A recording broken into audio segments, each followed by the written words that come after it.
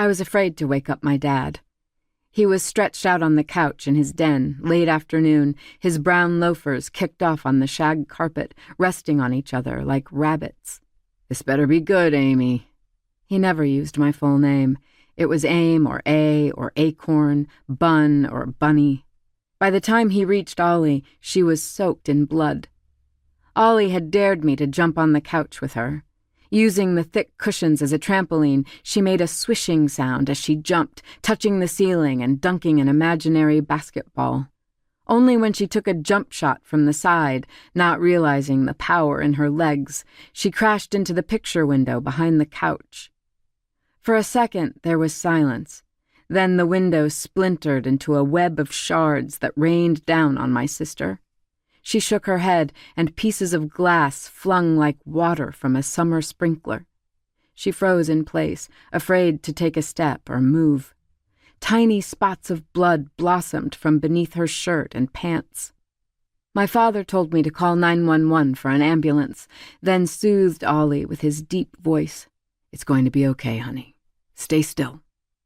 Ollie hadn't moved a millimeter, knowing that doing so would push the shards of glass deeper into her skin. Now, in partial shock, she couldn't speak. Later, she joked that she looked like a giant tampon, but just then her wit was on hold. Our mother was away on a bridge cruise through the fjords with her friends. The pamphlet for the trip was on the kitchen counter with all her contact numbers, should we need to reach her.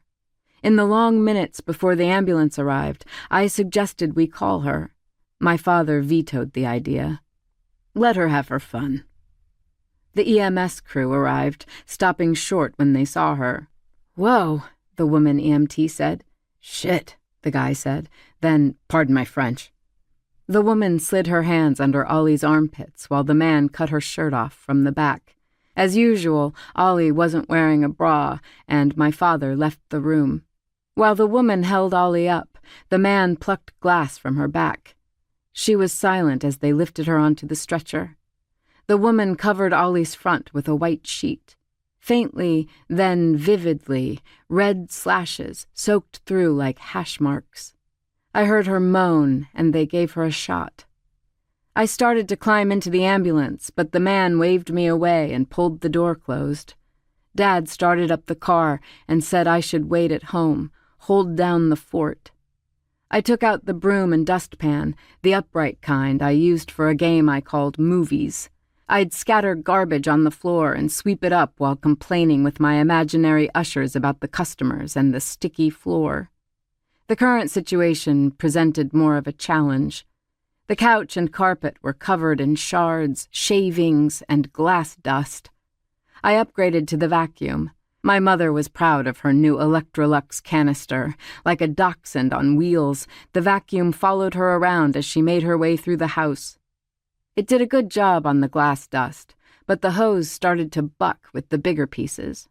A puff of black smoke belched from the grid at the back of the vacuum, followed by the smell of burnt plastic. I called the hospital but couldn't get through. It was getting dark, and I started to panic. Here I was again, on the sideline of another crisis Ollie created, staged, and starred in. My sister was possibly bleeding to death, while my mother dealt another hand of bridge against a backdrop of majestic fjords. The brochure showed a lavish buffet, a room filled with animated card players, a sunset, and a moonrise. I wanted to call her, but I knew my father was right. Except it wasn't about letting her have her fun. He knew she would make matters worse.